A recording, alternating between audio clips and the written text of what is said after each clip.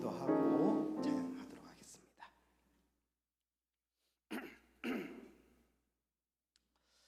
기도하겠습니다. 하나님 아버지, 이 시간 주님께 예배자로 나아갑니다. 우리의 찬양과 또한 우리가 하나님께 올려드리는 이 신앙 고백을 받아주시고 또한 우리에게 한량없는 은혜를 더하여 주시옵소서. 예수 그리스도의 이름으로 기도합니다. 아멘. 이 시간 함께 유월절 어린 양의 피로 우리 함께 찬양하면서 우리를 구원하신 예수님을 찬양했으면 좋겠습니다.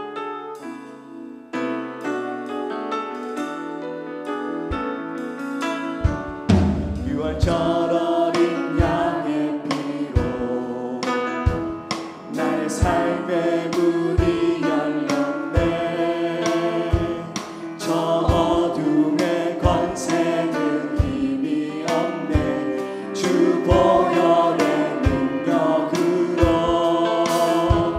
원수가 날 정죄할 때에도 난 이렇게 살 수 있네. 난 더 이상 정죄야 없네. 난 주 보혈 아래 있네. 난 주 보혈 아래 있네. 그 피로 내 죄 사했네.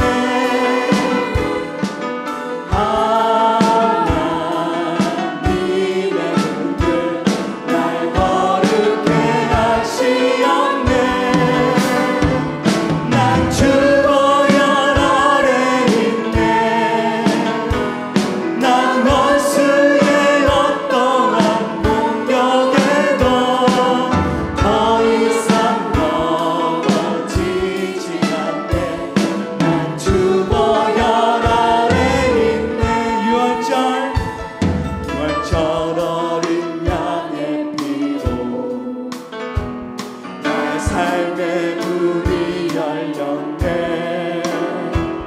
저 어둠의 권세는 힘이 없네.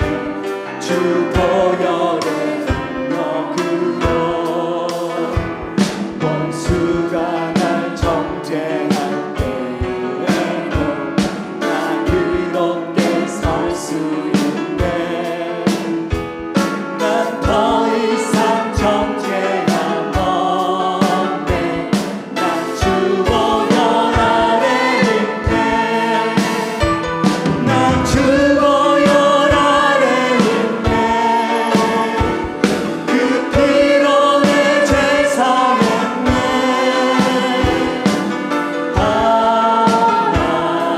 하나님의 은혜 날 거룩해 하시옵네.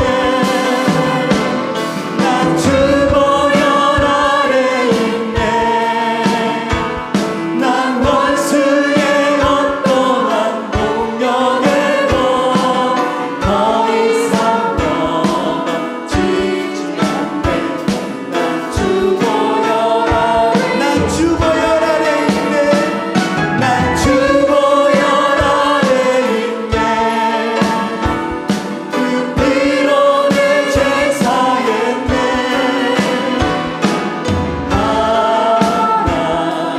하나님의 은혜 날 거룩해 하시옵네. 난 주 보혈 아래 있네.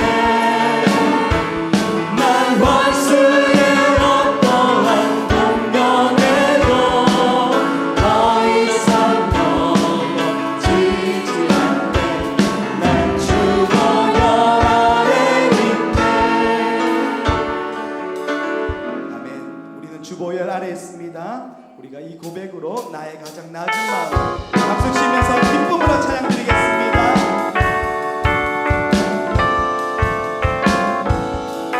나의 가장 낮은 마음 주님께서 기뻐하시고 작은 일에 큰 기쁨을 느끼게 하시고 내가 지쳐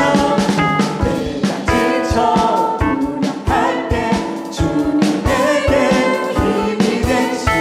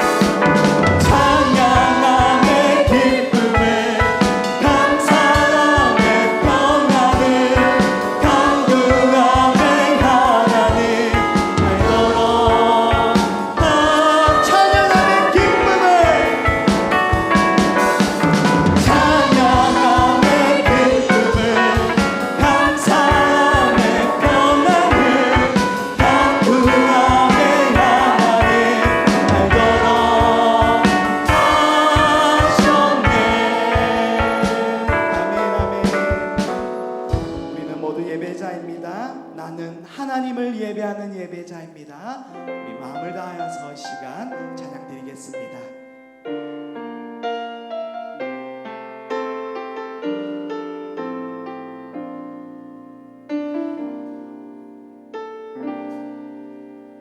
나는 하나님을 예배하는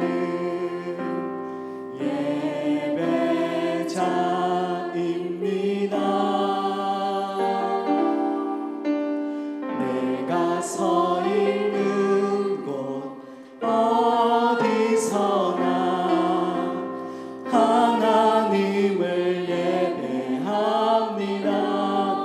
내 영혼 거룩한 은혜를 향하여 내 마음 완전한 하나님 향하여 이곳에서 바로 이 시간 하나님을 예배합니다. 나는 하나님을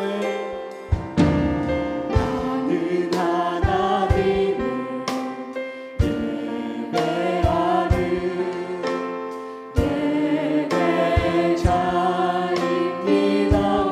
예배자입니다. 내가 서 있는 곳 어디서나 하나님을 예배하 내 영혼 거룩한 은혜를 내 영혼 거룩한 은혜를 향하여 내 마음 완전한 하나님 향하여 이곳에서 바로 이 시간 하나님을 내 영혼 거룩한 은혜를 향하여 내 영혼 거룩한 은혜를 향하여 내 마음 완전한 하나님 이곳에서 바로 이 시간 하나님을 예배합니다. 찬양합니다. 예배합니다. 찬양합니다. 주님만 날 다스리소서.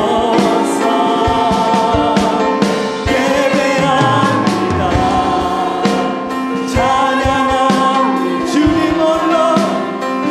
주님 홀로 높이 완전하신 나의 주 완전하신 나의 주 그의 길로 날 인도하소서. 행하신 모든 일 주님의 영광 다 경배하 예배합니다. 찬양합니다. 예배합니다. 찬양합니다. 주님만 날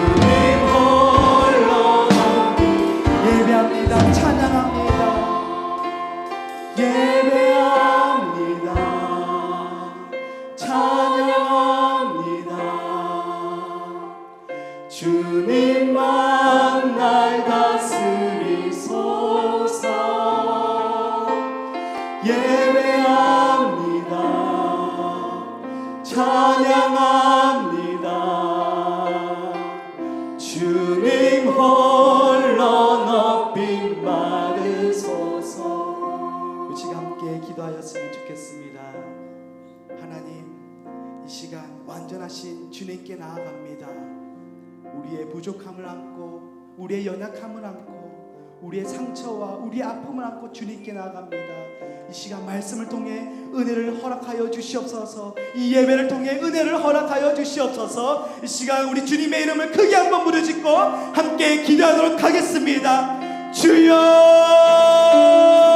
주님 아버지 예배합니다. 찬양합니다. 주님만 날 다스리시고 주님께 온전히 나아가오니 주님 은혜를 더하여 주시옵소서.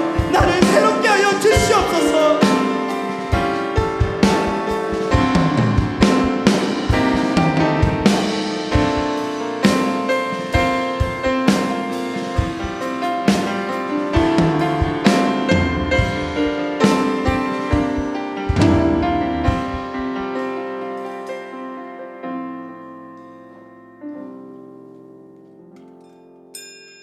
신앙 고백합니다.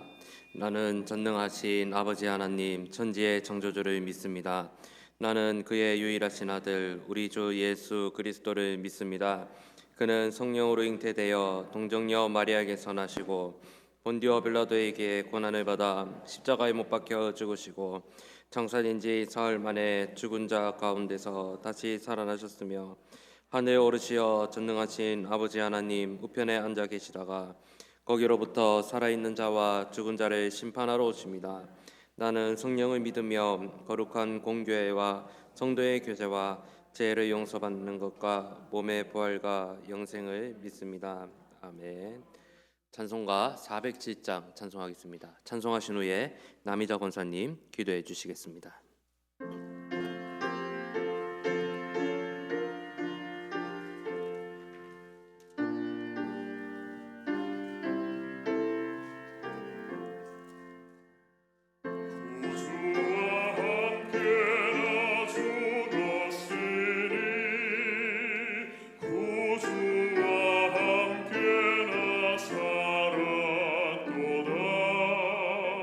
영광의 그날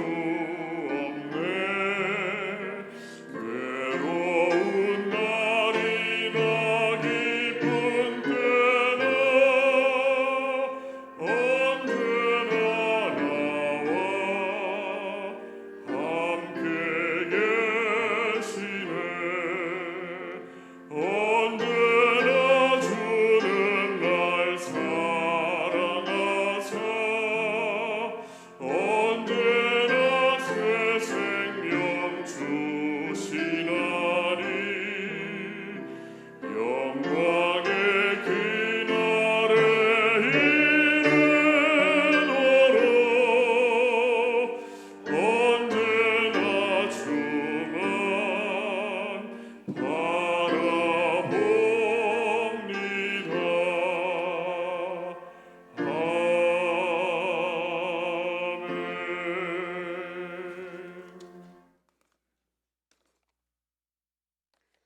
기도하겠습니다. 사랑과 은혜가 충만하신 하나님 아버지, 이 시간 저희들을 수요 예배에 나올 수 있도록 건강과 시간을 허락하여 주심에 감사합니다. 지난 3일 동안 되돌아볼 때에 하나님의 말씀대로 살지 못하고 내 생각과 세상과 타협하며 살아온 저희들, 예수님의 보혈을 의지하며 예배의 자리에 나왔으니 말씀의 은혜로 충만하게 하시고 저희들의 모든 죄를 용서하여 주시옵소서. 지금은 전 세계가 코로나 바이러스로 인하여 힘든 시간을 보내고 있사오니 저희들 하나님의 은혜로 하루하루를 감사하며 살게 하시고 하루빨리 코로나 바이러스를 소멸시켜 주셔서 하나님의 가정과 교회가 회복되어 성전에서 찬양과 기도로 온전히 주님께 영광 돌릴 수 있게 하옵시고 지역사회에서 정말 칭찬받는 반석 위에 세운 교회 한일교회 되게 하옵소서. 이 시간 세우신 담임 목사님 성도들을 양육하실 때 주님의 축복이 넘치게 하시고 함께 동력하시는 부교육자님들도 목사님과 동일한 복으로 축복하여 주시옵소서. 오늘도 기독교 강요를 가르쳐 주시는 우리 이현수 목사님께 성령으로 덧입혀 주시고 말씀을 듣는 저희들은 은혜로 듣고 감사하게 하옵소서. 남은 예배의 시간도 오직 하나님만 기쁘시게 하는 시간이 되게 하시고 살아계셔서 역사하시는 우리 주 예수 그리스도의 이름으로 감사하며 기도드리옵나이다.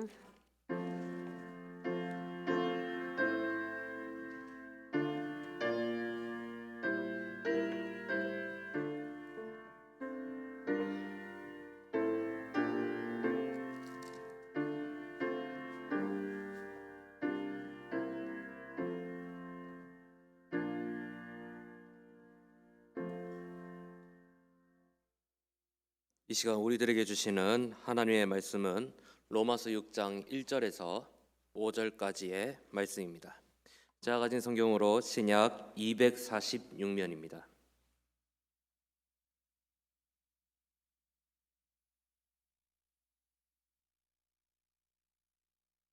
그런즉 우리가 무슨 말을 하리요? 은혜를 더하게 하려고 죄에 거하겠느냐? 그럴 수 없느니라. 죄에 대하여 죽은 우리가 어찌 그 가운데 더 살리요? 무릇 그리스도 예수와 합하여 세례를 받은 우리는 그의 죽으심과 합하여 세례를 받은 줄을 알지 못하느냐? 그러므로 우리가 그의 죽으심과 합하여 세례를 받음으로 그와 함께 장사되었나니 이는 아버지의 영광으로 말미암아 그리스도를 죽은 자 가운데서 살리신과 같이 우리로 또한 새 생명 가운데서 행하게 하려 함이라. 만일 우리가 그의 죽으심과 같은 모양으로 연합한 자가 되었으며 또한 그의 부활과 같은 모양으로 연합한 자도 되리라. 아멘.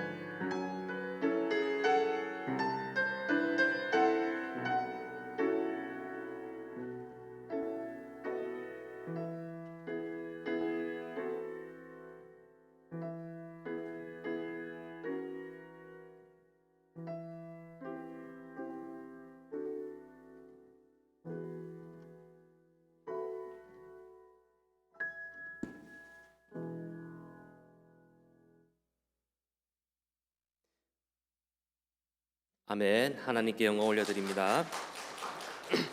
기도하겠습니다. 하나님 아버지 감사합니다. 오늘도 저희들에게 귀한 예배 자리를 허락하여 주셔서 감사합니다. 특별히 기독교 강요의 말씀을 통하여 하나님께서 우리들에게 주시는 진리를 깨달을 수 있는 지혜를 허락하여 주시고 또 주신 말씀을 기억하며 주님 주시는 그 은혜를 기억하며 살아갈 수 있는 복된 삶이 되게 하여 주옵소서. 이 시간 피곤한 저희들의 영육에 새 힘을 더하여 주시고 하나님 주시는 기쁨과 감사가 더욱 넘치는 복된 시간 되게 하여 주옵소서. 감사드리며 살아계신 예수님의 이름으로 기도드립니다. 아멘. 할렐루야. 오늘도 수요기도에 나오신 여러분들을 예수님의 이름으로 환영합니다. 특별히 기독교 강요의 말씀을 통하여서 하나님 주시는 깊은 은혜와 깨달음이 있기를 진심으로 소망합니다. 아멘. 오늘은 세례에 대해서 말씀을 나누려고 합니다. 지난주에 저희가 성례에 대해서 말씀을 나누었죠. 자, 하나님께서 우리들에게 주신 은혜의 방편, 은혜를 주시는 이제 방법이 크게 두 가지가 있습니다. 무엇과 무엇이 있죠? 네, 그렇죠. 말씀과 성례가 있습니다. 자, 여기서 또 성례에도 크게 두 가지로 또 종류가 있습니다. 성례의 종류는 무엇이 있죠? 좀 우물쭈물하신 거 보니까 잘 모르시는 거 아니시죠? 예, 바로 이제 세례와 성찬이 있습니다. 그렇죠? 성찬은 우리가 떡과 포도주를 먹고 마심으로써 예수님께서 우리의 죄를 위하여 십자가에서 피 흘리시고 또 고난 당하셨음을 기억하고 또 우리가 또 그 은혜로 말미암아서 또 다시금 하나님의 은혜를 경험하는 하나님께 주시는 그러한 또 은혜의 방편입니다. 세례도 마찬가지로 하나님의 은혜를 경험하는 이제 방편인데 오늘은 이 세례에 대해서 말씀을 나누고자 합니다. 여러분들 다 세례를 받으셨습니까? 네, 또 세례를 받은 분도 계실 것이고 또 아직까지 세례를 받지 못한 분들도 계실 것인데 뭐 또 세례를 받았다고 해서 우리가 뭐 우월해지는 것도 아니고 또 세례를 받지 못했다고 해서 뭐 하등해지는 것도 아닙니다. 또 세례를 받은 분들은 그 주신 세례를 기억하면서 또 감사함으로 사시면 될 것이고 또 아직까지 세례를 받지 못하신 분들은 또 앞으로 받게 될 혹은 주실 세례를 기대하는 마음으로 더욱더 하나님 앞에 사모하는 마음으로 나아가면 좋겠다 싶습니다. 저는 유아 세례를 받고 입교를 했습니다. 한 14세를 넘어서 이제 입교를 했는데 저는 빨리 입교를 하고 싶었습니다.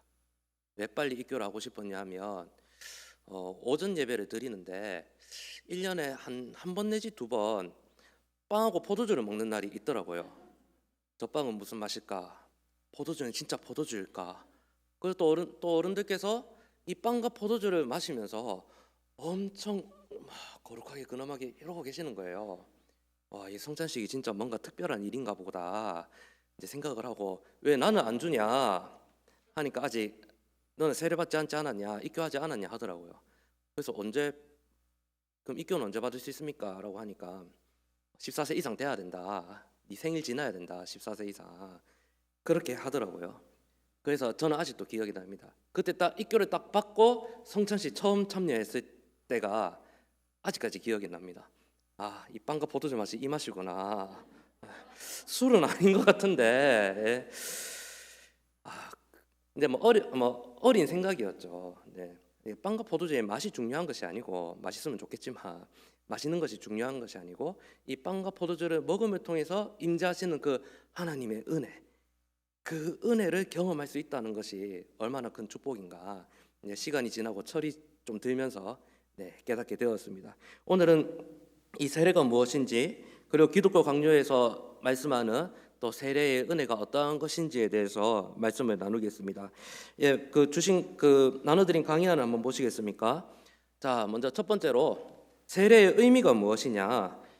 자, 여기 세례의 의미라고 해서 세례란 그리스도께라고 있죠. 우리 같이 한번 읽어보았으면 좋겠습니다.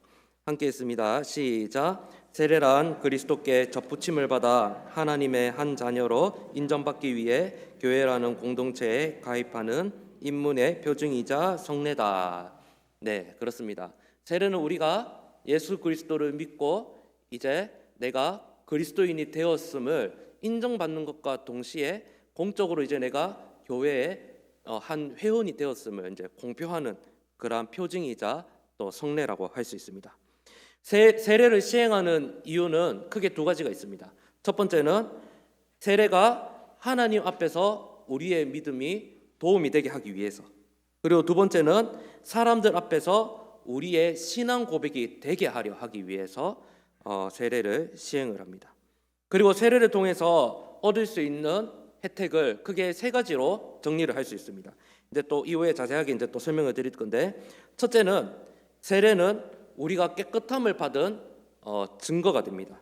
그리고 둘째는 세례를 통해서 우리가 그리스도 안에서 죽고 새 생명을 얻었음을 보여주게 됩니다. 셋째는 세례는 우리가 그리스도와 하나가 된 증거를 보여줍니다. 이것이 바로 세례를 통해서 얻을 수 있는 유익이라고 할 수가 있습니다. 그렇기 때문에 우리가 예수 그리스도를 통해서 깨끗해졌다는 증거로 이 세례를 받는 것은 사람의 뜻이 아니라 바로 하나님의 뜻입니다. 사도행전 2장 38절을 보면 사도 베드로도 이렇게 말씀하였죠. 우리 사도행전 2장 38절 함께 한번 읽어보겠습니다. 시작. 베드로가 이르되 너희가 회개하여 각각 예수 그리스도의 이름으로 세례를 받고 제사함을 받으라. 그리하면 성령의 선물을 받으리니. 아멘. 우리가 보통 이제 세례식을 행할 때 어떻게 행합니까? 대표적으로 사용하는 도구가 있죠. 이제 물을 사용하지 않습니까? 그렇죠? 그런데 이런 물을 사용하는 세례도 말씀 없이는 아무런 효력이 없습니다. 2번입니다. 세례를 베풀 때는 이제 물을 사용을 하는데, 그러나 물 자체에 구원의 능력이 있는 것이 아니고 그것은 바로 세례의 의미를 보여주는 수단일 뿐입니다. 베드로가 베드로전서 3장 21절에 이렇게 말씀을 했습니다. 우리 베드로전서 3장 21절 함께 한번 읽어보겠습니다. 시작. 물은 예수 그리스도께서 부활하심으로 말미암아 너희를 구원하는 편이 곧 세례라. 이는 육체의 더러운 것을 제하여 버림이 아니요 하나님을 향한 선한 양심의 강군이라. 아멘. 그러니까 이 세례 받을 때 이 물 자체가 이 육체의 죄를 씻는 것이 아니고 우리가 세례로 하여금 하나님 앞에 선한 양심을 가지고 하나님을 믿음으로 바라볼 수 있는 그런 이제 수단이 된다는 것입니다. 그렇다면 우리가 그 세례를 받을 때 물을 사용하는 이유가 무엇일까요? 물을 왜 사용할까요? 네, 여러분도 보통 물 어떨 때 사용하십니까? 네, 마시거나 깨끗이 씻을 때 물을 사용하잖아요. 이 씻는다는 것이 중요합니다. 세례의 물은 곧 우리의 죄를 깨끗하게 하고 정결하게 하는 무엇을 상징한다는 말입니까? 예수 그리스도의 거룩한 보혈, 즉 예수님의 피를 상징하기 때문에 죄를 씻는다라는 그러한 상징적인 것을 보여주기 위해서 이제 물을 사용하는 것입니다. 자, 3번을 보시면 이제 세례를 통해서 얻을 수 있는 유익들, 아까 전에 세 가지 말씀드렸죠. 그것들을 구체적으로 살펴보겠습니다. 첫째는 세례는 우리가 깨끗함을 받았다는 증거가 됩니다. 여러분들에게 한 가지 질문을 하겠습니다. 세례는 한 번만 받는 것이 좋을까요? 가능하면 많이 받는 것이 좋을까요?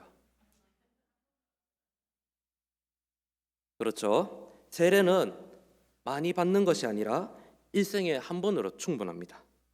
한 번의 세례를 통해서 우리가 예수님의 그 거룩하신 보혈을 통해서 깨끗함을 받았다는 것을 이제 증거하게 되고, 그 한 번 받은 세례를 기억함으로써 우리가 또 세상을 살아가다 보면 이제 죄를 짓잖아요. 그 죄를 지을 때마다 우리가 그 세례 받았던 그때를 기억하면서 이렇게 살면 안 되겠구나. 아니야, 내가 비록 죄를 짓고 죄로 인해 넘어졌다 할지라도 예수님께서 그 거룩하신 피로 나를 씻어 주었기 때문에 나에겐 더 이상 정죄가 없어. 그러니까 그 세례를 통해서 우리의 믿음을 확신하게 되고 우리 스스로 정죄에 빠지지 않게 한다는 것입니다. 그렇기 때문에 일생의 세례는 몇 번이다? 오직 한 번이다. 여러분들 그 세례 받은 그날 기억하십니까? 네, 이런 점에서 우리가 그 세례 받은 그날을 혹은 입교한 그날을 기억을 하여야 됩니다. 우리 유아세례 받은 거는 기억을 못 하잖아요. 그러니까는 세례 받은 그날, 또 입교한 그날을 우리가 기억하면서 그 사실을 통해서 우리가 비록 죄 때문에 넘어지고 낙심하고 쓰러진다 할지라도 그때를 기억하면서 우리가 날마다 믿음으로 서실 수 있기를 진심으로 소망합니다. 그렇기 때문에 세례는 그리스도 안에서 죽을 때까지 끊임없이 죄 용서를 받았음을 의미하고, 그리고 또 그 세례를 통해서 이 죄로 인한 양심의 가책을 받을 때마다 우리가 더욱더 예수 그리스도를 바라볼 수 있는 그러한 믿음의 통로가 된다라는 것을 기억하시면 좋겠습니다. 자, 4번을 보시면 그렇다면 이 세례도 죄 씻음이고 회개도 죄를 용서받는 것인데 이 세례와 회개의 관계는 어떠하느냐? 우리가 그리스도의 피로 말미암아 죄의 씻음을 받는다는 것이고 이 씻음을 나타내는 표징과 증거가 바로 무엇이라고요? 바로 세례라는 겁니다. 경건한 사람들은 일생 동안 자기의 죄가를 알고 괴로울 때마다 무엇을 회고한다고요? 세례받은 그것을 이제 회고를 하고 그리스도의 피로 유일하고 영원히 씻음을 받았다는 확신을 날마다 새롭게 하여야 합니다. 앞서 이제 말씀을 드렸죠.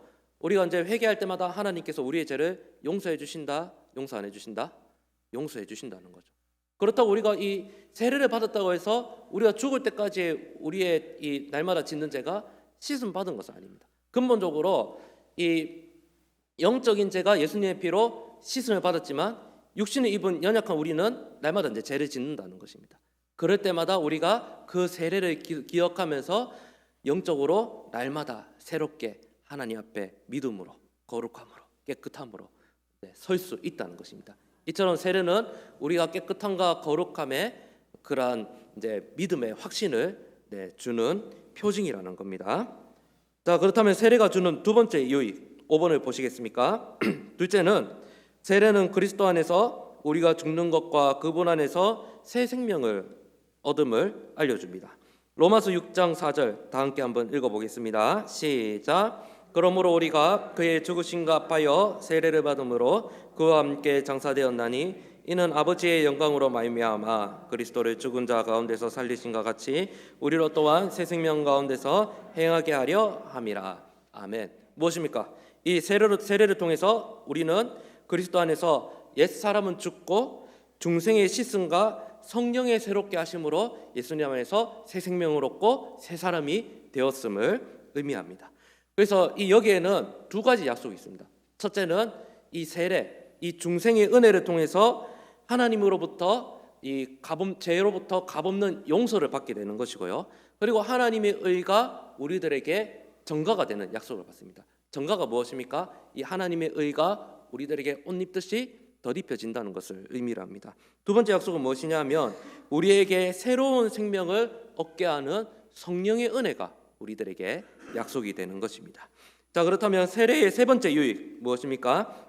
셋째는 세례는 그리스도의 죽음과 생명에 우리가 접붙임이 될 뿐 아니라 그리스도 자신과 밀접하게 연합되어 그의 모든 복을 나누게 된다는 확실한 증거가 됩니다. 즉 세례를 통하여 우리가 누구와 연합을 한다는 말씀입니까? 그리스도와 연합을 하게 된다는 말씀입니다. 그래서 바울은 갈라디아서 3장 26절에서 27절에 이런 표현을 썼습니다. 그리스도로 옷 입게 된다라는 이러한 표현을 썼는데 강의 안에는 없지만 제가 갈라디아서 3장 26절 27절 한번 읽어드리겠습니다. 너희가 다 믿음으로 말미암아 그리스도 예수 안에서 하나님의 아들이 되었으니 누구든지 그리스도와 합하기 위하여 세례를 받은 자는 그리스도로 옷 입었느니라. 아멘. 그러므로 세례에서 제시되는 이 하나님의 이 모든 은사가 오직 예수 그리스도에게만 발견되기 때문에 예수 그리스도가 바로 세례의 고유한 목적이라 할 수 있습니다. 즉 세례와 이 예수 그리스도를 따로 떼어놓고 설명할 수 없다는 말입니다. 그리고 이 그리스도 안에서 세례를 주는 사람은 반드시 아버지와 성령의 이름도 함께 불러야 된다. 칼빈은 그렇게 가르쳤습니다. 무엇입니까? 세례를 받을 때 우리가 누구의 이름으로 세례를 받습니까?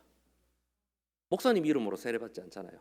성부와 성자와 성령의 이름으로 세례를 주는 거잖아요. 그러니까 이 세례를 받을 때 성부, 성자, 성령 이 삼위 하나님의 이름으로 세례를 받는 것입니다. 자, 우리가 이 삼위 하나님께서 이 삼위 하나님의 이러한 구분을 이 구원과 관련된 사역으로도 살펴볼 수 있습니다. 성부는 우리의 구원을 작정하셨고 성자는 이 땅에 오셔서 우리의 구원을 이루셨고 그리고 성령은 우리의 구원을 적용하시는 분이십니다. 우리가 그 예수 그리스도를 믿는 믿음을 주시는 분이 바로 성령이시기 때문입니다. 그래서 무엇입니까? 이 삼위 하나님의 이름으로 세례를 받는다는 것은 이 하나님의 그 구원의 은혜의 방편인 세례를 통하여서 우리들에게 구원의 확신을 주신다라는 그러한 의미가 포함되어 있습니다. 그래서 무엇입니까? 세례를 통하여서 우리가 누구와 연합을 한다는 겁니까? 그리스도와 연합을 하고 그리스도로 옷 입게 되고, 그리고 또 하나님으로부터 오는 모든 영적인 은혜와 유익과 은사들을 누릴 수 있게 된다는 말입니다. 자, 우리가 성경을 보면 이 세례에 대한 여러 가지 이야기들이 나옵니다. 보면 세례 요한도 세례를 주었고, 그리고 이 예수님의 제자들인 사도도 세례를 준 것을 우리가 성경을 통해서 확인해 볼 수 있습니다. 자, 그렇다면 세례 요한의 이 세례는 뭐고 이 사도들의 이 세례는 뭐냐? 자, 7번을 보시면 이 세례 요한과 이 사도들이 준 세례에 일치되는 한 가지 교훈이 있습니다. 그것은 무엇이냐면 이 둘 다 그리스도께 얻는 회개와 죄의 용서를 가르치기 위해서 예수 그리스도의 이름으로 세례를 주었다는 겁니다. 그런데 사도 요한은 장차 오실 예수님의 이름으로 세례를 주었고, 그리고 사도들은 이미 오신 분의 이름으로 세례를 주었습니다. 자, 공통점이 무엇입니까? 오실 분의 이름으로 주었거나 오신 이후의 분의 이름으로 주었거나 결국은 누구의 이름으로 준 것입니까? 예수 그리스도 하나님 이름으로 주었다. 이것은 이제 공통된 것이라는 겁니다. 크리소스토무스는 이렇게 말했습니다. 요한의 세례에는 죄 용서가 포함되어 있지 않다라고 주장했습니다. 이것은 잘못된 주장입니다. 우리가 기독교 강요를 통해서 많이 들어본 이름 아우구스티누스도 요한의 세례에는 죄를 용서받을 소망이 있었지만 그리스도의 세례에서는, 그러니까 예수님께서 직접 주신 세례에서는 실제적으로 죄가 용서되었다고 구별했습니다. 이것도 잘못된 주장입니다. 무엇입니까? 누가 주었든지 간에 예수님의 이름, 하나님의 이름으로 준 세례는 동일하다, 다르다? 동일하다라는 겁니다. 자, 8번 한번 보시겠습니까? 아우구스티누스는 도나투스파와의 논쟁에서 누가 세례를 주든 간에 그리스도만이 주관하심을 가장 중요한 논거로 삼았습니다. 무엇입니까? 이 세례를 준 사람이 중요한 것이 아니라 누구의 이름으로 세례를 주었냐, 그것이 중요하다는 겁니다. 그리고 또 이런 오해도 있었습니다. 이 예수님의 부활이 있은 후에는 이 성령의 은혜가 더욱 풍성하게 나타났기 때문에 예수님 오시기 전에 받은 세례보다 예수님 오신 후에 받은 세례가 더 이게 은혜가 깊고 좋다, 이렇게 주장하는 사람도 있었습니다. 맞습니까? 틀립니까? 아닙니다. 전이나 후나 이 예수 그리스도 이름으로 선포된 세례는 동일합니다. 그래서 요한이 이렇게 말했습니다. 자신은 물로 세례를 주지만 그리스도께서 오시면 성령과 불로 세례를 주신다고 했습니다. 그럼 이것은 무슨 말이냐? 무슨 차이냐? 이것은 요한이 세례를 구분해서 말한 것이 아니라 이 세례 요한 자신과 예수님의 인격을 비교한 표현입니다. 즉 자신은 그냥 이 보이는 표에서 이제 물로 세례를 주지만 바로 우리들에게 믿음을 주시고 성령을 주시는 분은 바로 예수 그리스도라는 겁니다. 즉 세례의 본질은 동일하지만은 바로 이 세례 요한의 역할이 무엇이었습니까? 예수님의 오심을 준비한 자였잖아요. 그만큼 그 예수님께서 오시는 그 구원의 은혜가 얼마나 큰지, 그리고 또 우리가 사도행전을 보면 예수님 이후에 이 제자들이 오순절 그 성령의 은혜를 받는 그런 장면들이 있잖아요. 그러니까는 그런 예수님의 사역을 나타내기 위해서 이러한 표현을 하였다고 볼 수 있습니다. 9번을 보시면 구약 성경에도 이 세례의 원형이 나타납니다. 세례를 통하여 육을 죽이는 일과 깨끗이 씻는 일은 이미 이스라엘 백성들에게 예시가 되었습니다. 즉 구약 성경에도 이 세례와 관련된 내용들이 나온다는 말입니다. 바울이 고린도전서 10장 2절에 이렇게 말씀하였습니다. 모세에게 속하여 다 구름과 바다에서 세례를 받고라고 했습니다. 그런데 여기서 바다는 몸을 죽이는 것을 의미하는 상징이고 구름은 깨끗이 씻는 상징을 의미합니다.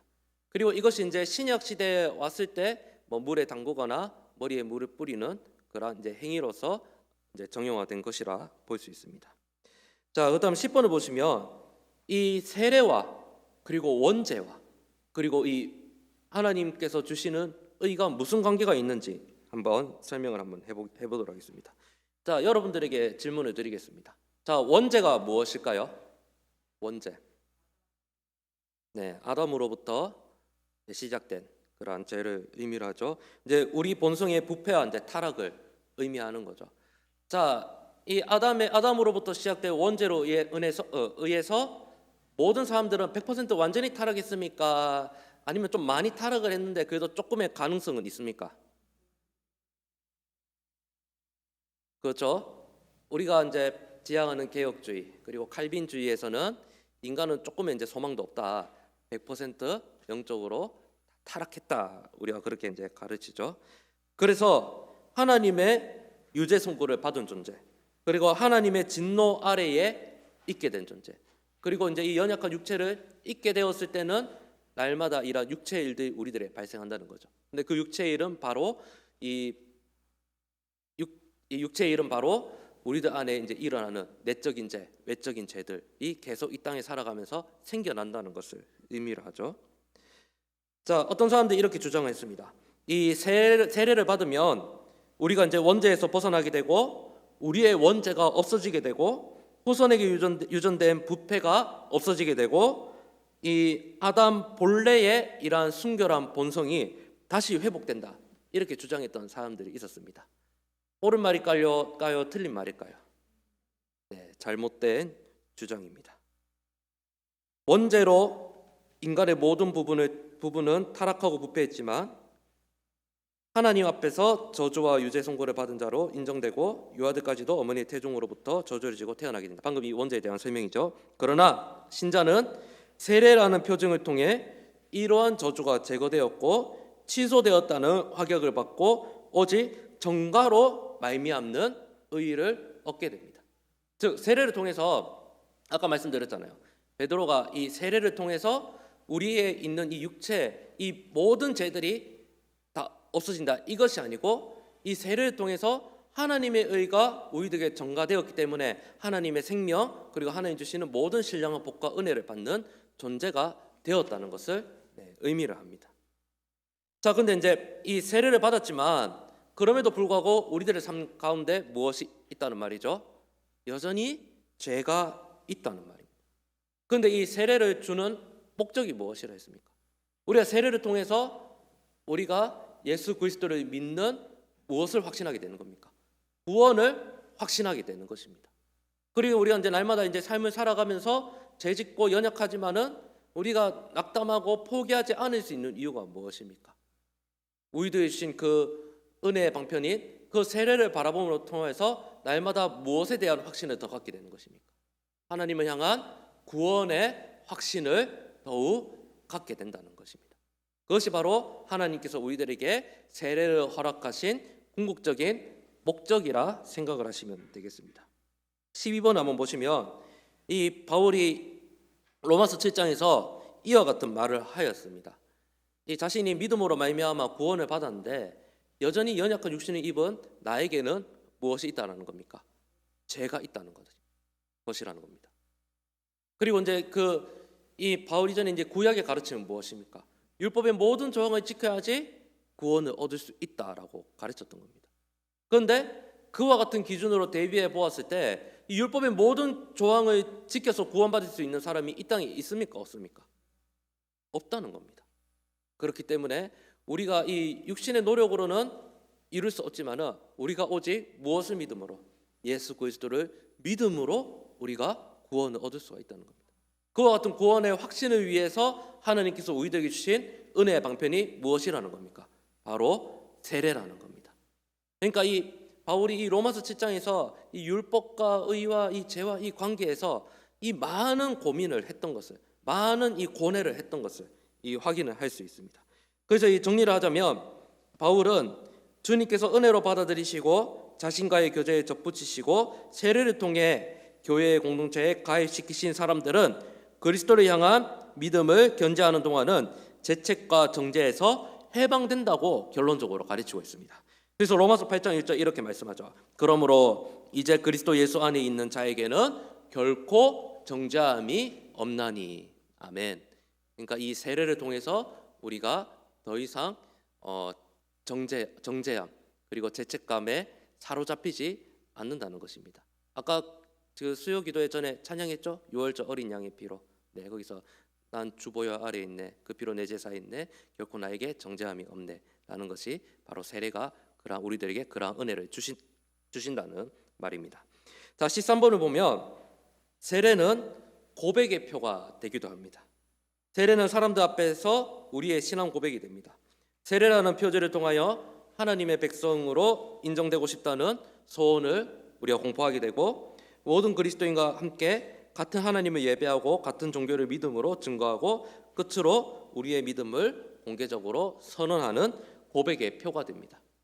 자, 우리가 세례를 받을 때 아무한테나 세례를 주지 않습니다. 반드시 세례를 받기 전에 어떤 절차들이 있죠? 보통 일반적인 교회에서는 뭐 신청도 하지만 교육을 받잖아요. 이제 그 가장 기독교의 핵심적인 교리도 공부를 받고, 이 세례 받기 전에 또 하나의 중요한 관문이 있습니다. 어떤 관문이 있죠? 문답식 하잖아요. 당에 문답하잖아요. 목사님, 장로님들 앞에서. 그때 무엇을 확인합니까? 뭐 네 주기도문 잘 외우냐, 뭐 사도신경 시키면 다 외우냐, 성경 뭐 몇 장 읽노, 뭐 전도 몇 명 했노. 이거보다 더 중요한 것이 있습니다. 무엇이죠? 이 사람의 받는 대상에 무엇을 확인합니까? 신앙을 확인하는 거죠. 신앙 고백이 무엇인지를 확인을 하는 거죠. 내가 예수 그리스도를 믿습니다라고 그 믿음의 고백을 근거해서 무엇을 주는 겁니까? 세례를 주는 겁니다. 그때 무엇입니까? 세례식 때 무엇입니까? 이 사람이 이제 예수 그리스도를 믿고 공적으로 하나님 백성 되었고 그리스도인 되었고 우리 교회의 공적인 회원이 되었음을 공표한다는 것이 무엇입니까? 그 이전에 바로 내가 이제 예수 그리스도를 믿습니다라는 고백이 있다는 겁니다. 그러니까 무엇입니까? 세례를 통해서 우리가 바로 예수님을 믿는 고백을 증거하는 표가 된다는 것입니다. 14번을 보면 이처럼 세례는 우리의 믿음을 일으키고 자라게 하며 강화하기 위해서 세례가 우리들에게 주어졌습니다. 그래서 우리가 세례를 받을 때 제정하신 분의 손에서 직접 받는 것 같이 받아야 합니다. 즉 무엇입니까? 이 물로 세례를 받지만은 이것이 이제 사람의 손으로 받는다 이것이 아니고 세례를 제정하신 예수 그리스도께서 직접 주신다는 그러한 의미를 가지고 세례를 받아야 된다는 것입니다. 무엇입니까? 하나님께서는 직접 눈에 보이시지 않지만은 우리가 보일 수 있는 이러한 또 상징적인 행위들 그리고 또 이러한 방편들을 통해서 하나님께서 자신 일들을 이루시는 것이죠. 자, 우리가 그 지난 기독교 강요 배울 때 그랬잖아요. 우리가 이제 이 설교, 목사의 직무 이제 이런 것도 할 때 무엇입니까? 그러니까 하나님께서 직접 말씀하시지 않지만은 하나님께서 직접 말씀하시기 위해서 누구를 들어 사용하신다는 겁니까? 하나님의 동역자인 사람을 목사로 세워서 하나님 말씀을 전하게 하신다는 거지 않습니까? 그러니까 무엇입니까? 말씀을 전하는 자를 보는 것이 아니고 그 말씀 전하는 자를 통해서 전해지는 누구를 바라보면서 말씀을 듣는 것입니까? 하나님을 바라보면서 하나님의 말씀을 듣는다는 것입니다. 그러니까 무엇입니까? 이 세례를 줄 때도 결국에는 사람이 주지만은 하나님께서 사람을 동역자로 사용을 하셔서 하나님께서 세례라는 은혜의 방편을 주신다는 겁니다. 근데 물로 이 세례를 주는 건 어떻게 보면 그거잖아요. 상징적인 행위잖아요.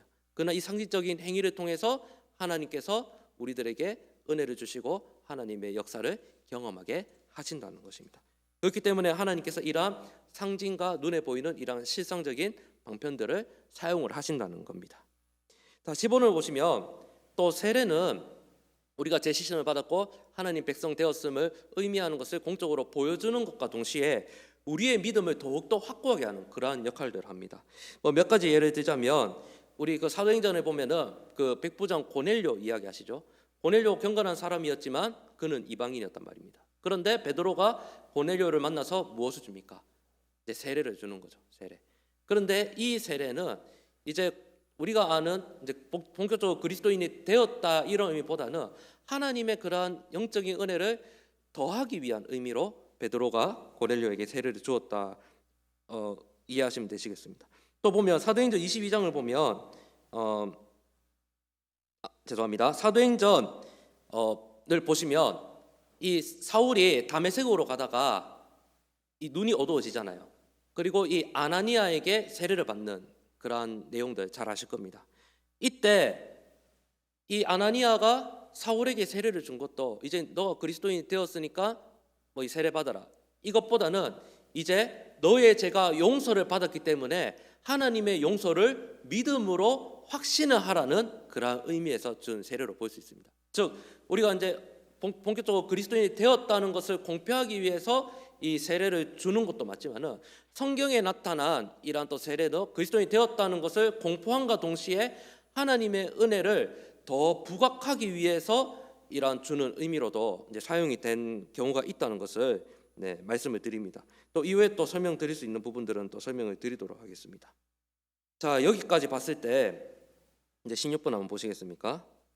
성례가 하나님에게서 왔다는 이 사실은 집례하는 사람의 가치와는 아무 상관이 없다는 결론을 우리는 알 수 있게 됩니다. 말씀드렸죠. 사람이 중요한 것이 아니고 사람을 통해 역사하시는 하나님이 일하심이 중요하다라는 거죠. 자, 도나투스파는 성례의 힘과 가치를 목사의 가치에 근거하여 측정하는 오류를 범했습니다. A 목사에게 받으면 더 세례가 충만하고 B 목사에게 받으면 세례가 더 요만큼 좀 2% 부족하다. 맞습니까? 틀립니까? 아닙니다. 사람은 중요하지 않습니다. 그리고 제세례파는 이렇게 주장했습니다. 교황 제도 하에 불경건한 우상 숭배자들에게 세례를 받았기에 그것은 올바른 세례가 아니기 때문에 다시 세례를 받아야 된다라고 주장을 했습니다. 이것도 잘못된 주장입니다. 그러니까 더 구체적으로 말씀을 드리자면은 세례를 준 사람들이 하나님도 몰랐어요. 그리고 심지어 하나님을 멸시한 사람이었다 하더라도 세례는 유효합니다. 이것이 무슨 말이냐 하면은 그렇게 하나님 안 믿거나 이 하나님을 멸시하는 사람이 준 세례를 할지라도 성부와 성자와 성령의 이름으로 세례를 주었다고 하면은 그 세례는 유효한 세례라는 겁니다. 그렇기 때문에 우리가 이제 이런 경우가 있죠. 이제 성당에서 그 천주교에서 영세 받은 사람을 또 이제 기독교로 개종을 하면은 인정해주는 그러한 이제 경우도 있죠. 혹시 그 진중 세례식 보신 적 있으신지 모르겠습니다. 군대에 이제 세례 하잖아요. 그 장병들 세례 주잖아요. 저도 진중 세례식 한번 참석해 본 적이 있습니다. 이거는 웃자고 말씀드리는 건데 열심히 물로 한번 찍어내 본 적이 있습니다. 한 3번 그리 해봤습니다. 왜냐하면 제가 그 진해에 있을 때 진해에 해군들이 많았거든요. 그래서 이제 해군 교회에서 이제 초청을 받아서 진중 세례식 저희 제가 사역했던 교회에서 진중 세례식 주관을 해서 담임 목사님하고 부목사님들 가서 세례를 한번 주관해 준 적도 있었거든요. 근데 물론 이 진중 세례식에 대해서는 또 논의해야 될 부분이 있다고는 하지만은 무엇입니까? 그 진중 세례식 가서 이제 장병들에게 세례를 줄 때 누구의 이름으로 세례를 줍니까? 그때도 성부와 성자와 성령의 이름으로 세례를 준다는 말입니다. 그러니까는 그 찍어내듯이 세례가 유효하냐라고 할 수 있지만은 근데 오늘의 이 칼빈의 가르침, 이 성경의 가르침에 보았을 때는 어떤 상황이었든지 간에 성부와 성자와 성령의 이름으로 세례를 준 그 세례는 유효하다, 무효하다? 유효하다라는 겁니다. 혹은 세례는 경건한 사람들의 모임에서만 거행되어야 하고 부분적인 결점이 있는 모임이나 사람이 거행해서는 안 된다. 혹은 그런 사람들이 거행한 세례는 무효하다라고 하는데 이것 또한 무엇입니까? 성부와 성자와 성령의 이름으로 세례를 주면 그 세례는 유효하다, 무효하다? 유효하다라는 겁니다.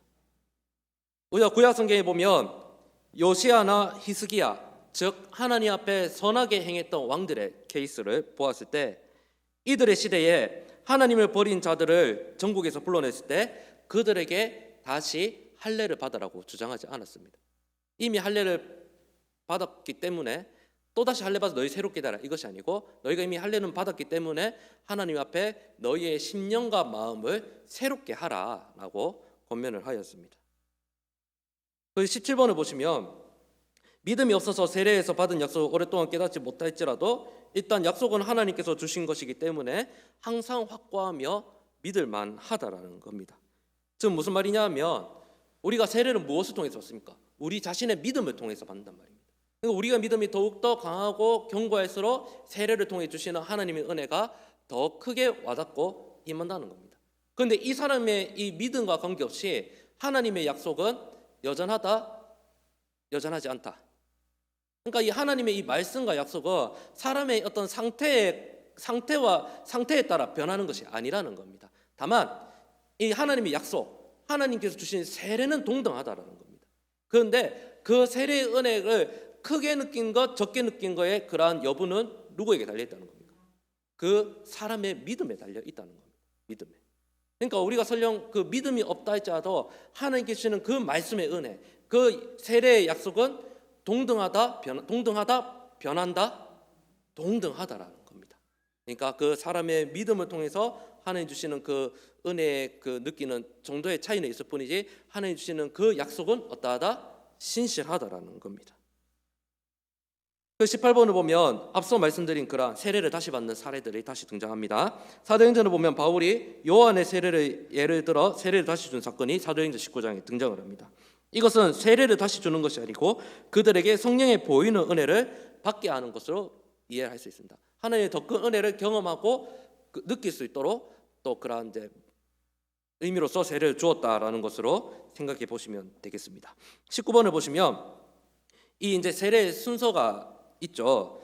이제 회중 앞에 이제 소개를 하고 또 그를 위해서 기도해주고 또 신앙 고백을 확인을 하고 그리고 삼위 하나님 이름으로 세례를 주고 그리고 또 끝으로 기도와 감사로 그 회중을 다시 자리에 돌아가게 하는 이것이 이제 칼빈이 소개하는 이제 소개입니다.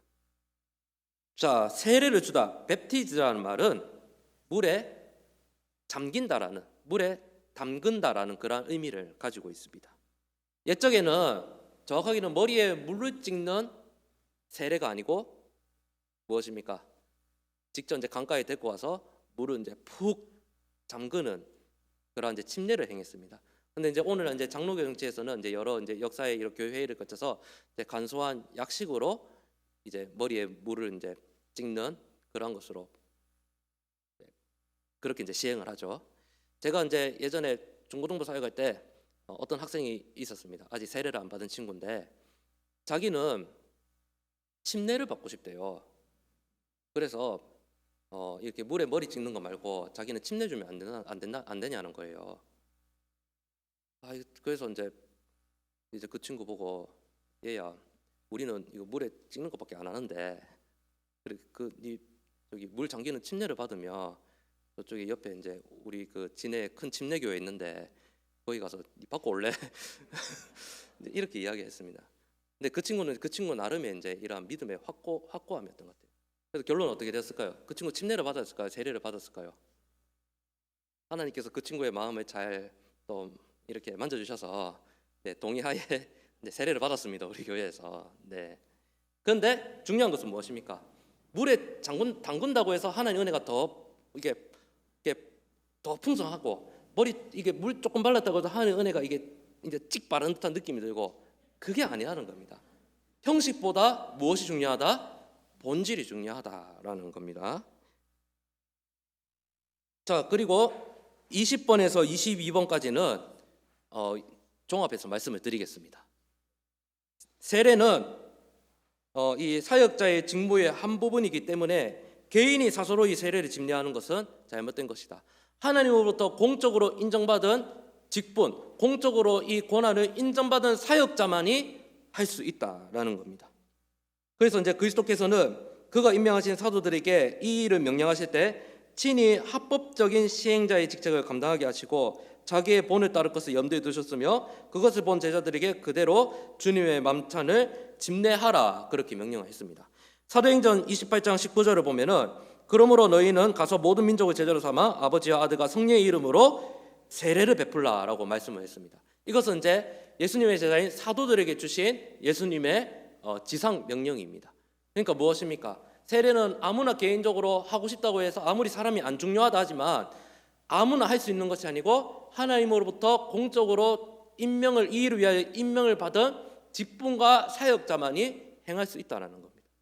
그런데 21번과 22번을 보면은 무엇입니까?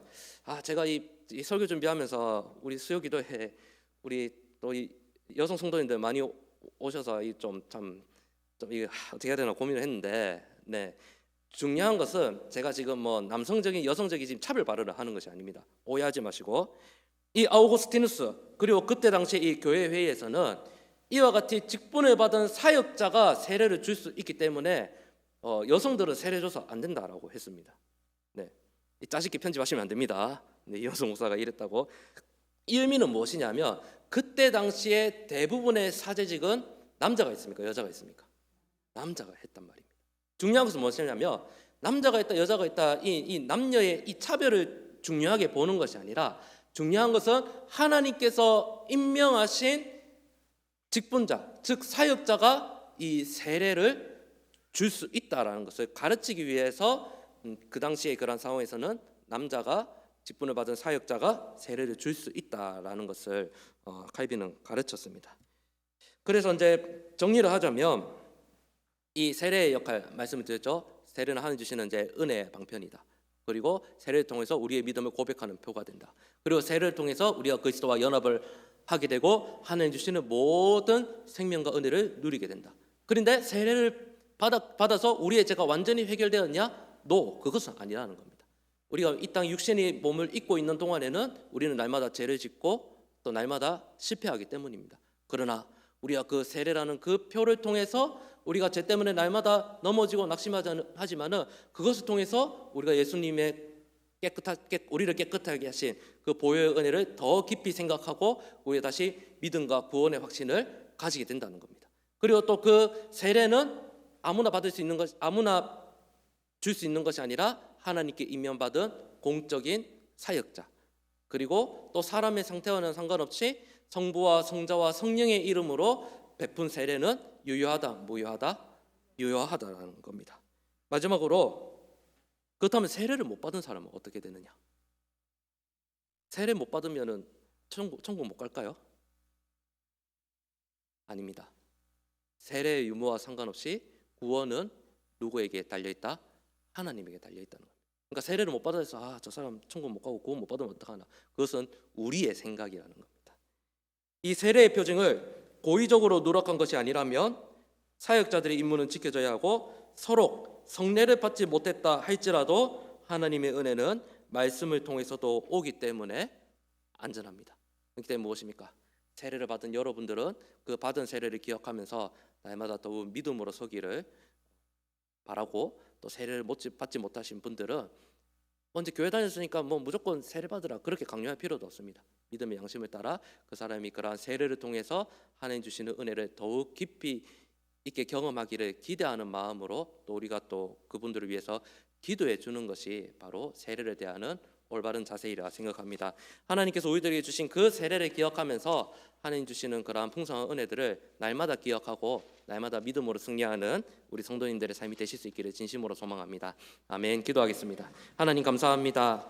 우리들에게 주신 그 세례의 은혜를 기억하면서 믿음으로 서게 하시고 하나님께서 그 세례를 통하여서 우리의 죄를 씻어 주심에 대한 증표를 허락하여 주시니 감사합니다. 우리들에게 주신 그 세례의 때를 기억하면서 믿음으로 서게 하시고 낙심하지 않게 하시고 또한 그 세례를 기억하면서 날마다 믿음으로 승리하는 복된 삶 되게 하여 주옵소서. 감사를 드리며 예수님의 이름으로 기도드립니다. 아멘. 찬송 183장 찬송입니다. 183장.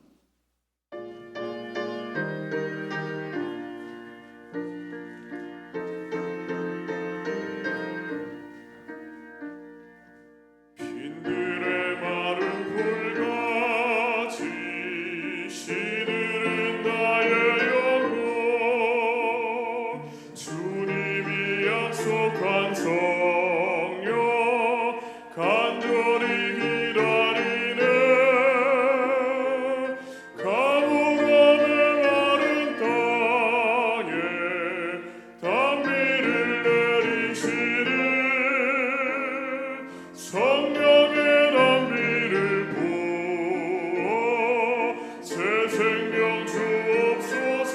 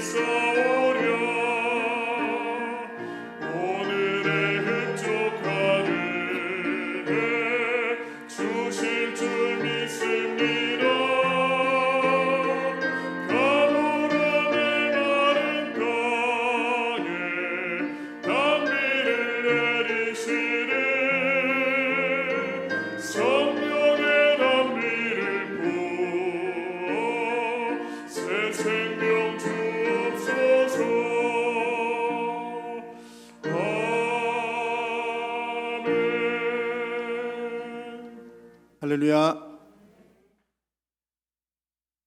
오늘 우리 세례에 대한 그 기독교 강요 내용을 잘 나누었는데 오늘 말씀을 들으시면서 뭐 세례에 대한 내용들은 잘 아시겠지만 우리 교회에 세례 받는 사람들이 계속해서 많이 생겨날 수 있도록 여러분 기도를 해주시면 좋겠습니다. 보통 교회가 부흥하고 성장할 때 이제 뭐 이미 세례 받은 분들이 이제 이동을 해오는 경우들이 꽤 많이 있는데 정말 믿음이 없었던 분이 또 하나님 말씀 듣고 믿음 생겨나는 게 정말 귀한 열매입니다.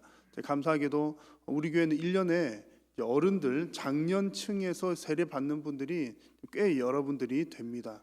지속적으로 또 지금도 이제 이미 교육 중이신 분도 계시고 그러한데 이제 우리 아이들도 어린 학생들 또 유아 세례 받았던 학생들도 이제 뭐 세례 받는 거 중요하지만 또 어른들 가운데서 또 예수님 믿고 세례 받는 거 더 귀한 일인데 우리 교회에서 우리 교회를 통해서 또 세례 받는 자들이 더 많이 생겨날 수 있도록 여러분 위해서 기도해 주시면 좋겠습니다. 이번 주 토요일에 있을 우리 이병구 장로님, 이승란 권사님 가정에 결혼식 많이 축하해 주시고 또 교회에서는 11시 10분에 출발하는 것 시간을 기억해 주시면 좋겠습니다. 이번 주일에 조금 자세하게 광고를 드리겠습니다만 이제 5월 5주차부터 6월 달부터는 예배가 좀 정상화 될 수 있도록 하기 위해서 6월 5주차부터 이렇게 서서히 이제 진행을 좀 하려고 합니다. 그래서 이제 오후 예배를 다시 시작을 하게 되고요. 이제 식사를 하게 되는데 이제 방역 수칙은 또 철저하게 지금처럼 지키면서 이제 진행을 합니다. 뭐 거리 유지라든지 식사도 간편하게 이렇게 하는 등등 해서 정말 이제 산발적으로 계속해서 지역적인 어떤 뭐 이렇게 일들이 끊이지 않고 있기 때문에 교회는 계속해서 좀 조심을 해야 되겠습니다. 그래서 우리 교회가 조심을 하되 계속 뭐 무한정 있을 수만은 없거든요. 그래서 이제 예배를 무리하지 않는 선에서 뭐 찬양대 연습이라든지 그런 것은 너무나 밀집이 되어 있어서 앞으로 한동안 뭐 한 7월부터라도 하면 좋겠습니다만 적어도 6월 달 또 한 달 동안에는 많이 밀집된 그런 모임이나 그런 것들은 좀 피하고요. 그래서 이제 안전한 선 안에서 우리 예배를 서서히 이제 회복을 좀 시켜 나가고자 합니다. 그래서 위에서 우리도 이제 일단 조심하는 것 1번이기도 하지만 또 더 0번은 위에서 기도하는 일입니다. 그래서 예배하는 처소들마다 혹 또 코로나로 인한 어려움 생기지 않도록 여러분 위에서 또 기도해 주시고 또 주의 또 더 많이 기울여서 우리가 안전하게 예배를 또 잘 은혜롭게 진행할 수 있도록 했으면 좋겠습니다. 위에서 많이 기도해 주시기 바랍니다.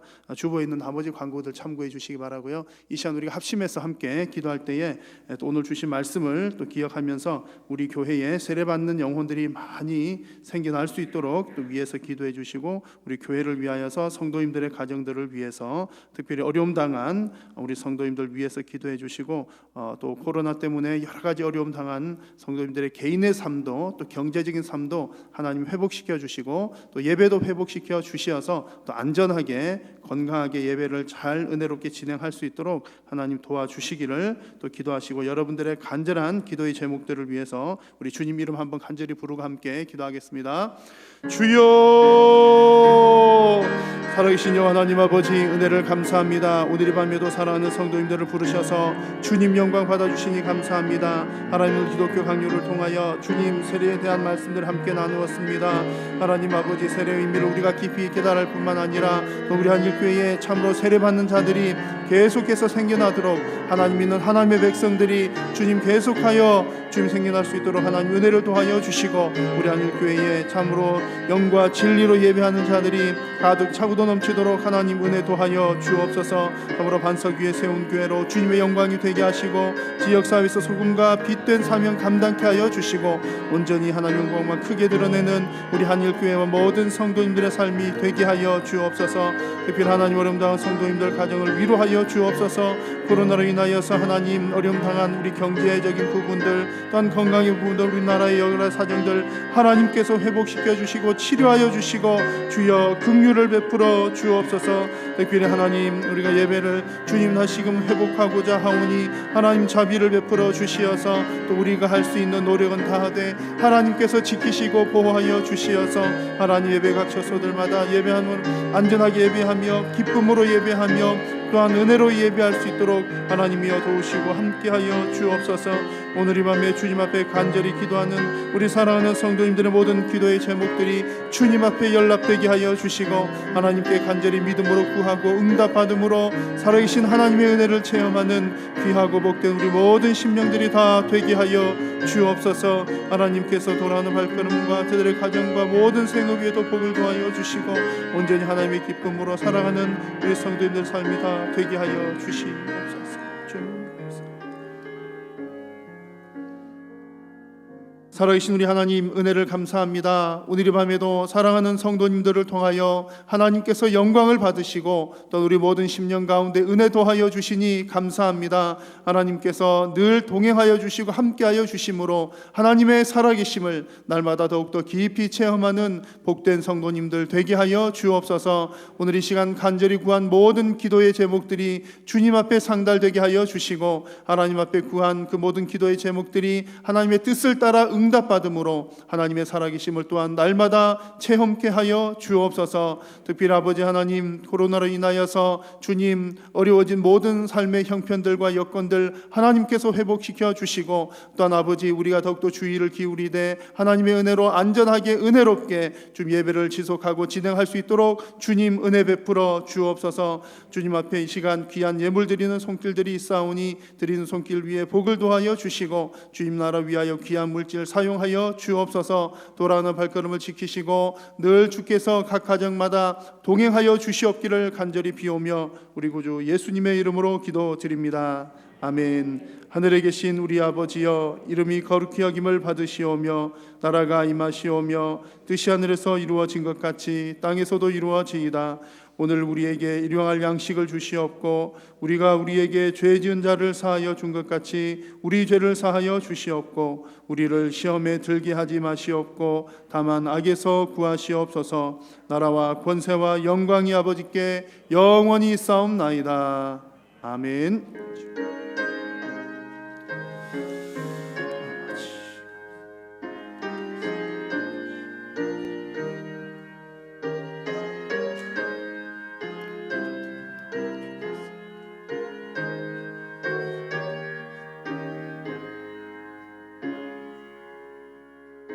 아멘. 서로 인사 나누고 돌아가겠습니다. 사랑합니다. 축복합니다. 사랑합니다. 축복합니다.